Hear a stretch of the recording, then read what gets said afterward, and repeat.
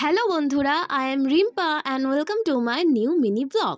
তো আজ আমরা প্ল্যান করেছি খুবই তাড়াতাড়ি যে চলো কোথাও দিয়ে একটা ঘুরে আসি। তো আমি আর মা সকাল সকাল বেরিয়ে পড়েছি। আগের দিনই বাস বুক করেছি। অ্যাকচুয়ালি এই ভিডিওটা 1 মান্থ আগে শ্যুট করা, তখন ভীষণই গরম ছিল, দ্যাটস ওয়াই আমরা এসি বাসই বুক করেছিলাম। আমাদের এখান থেকে দীঘা পৌঁছাতে 3.5 থেকে 4 ঘন্টা লাগে। আর আমার দিদিরাও আসছিল বালেশ্বরের ওখান থেকে, ওদের ওখান থেকে আর একটু তাড়াতাড়ি হয়ে যায়, 3 ঘন্টার মধ্যেই পৌঁছে যায়।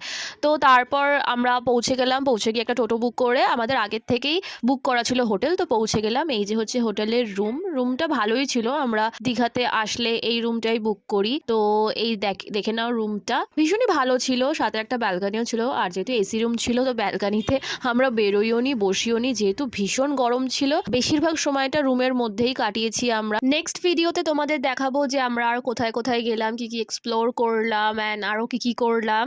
তো আজকের জন্য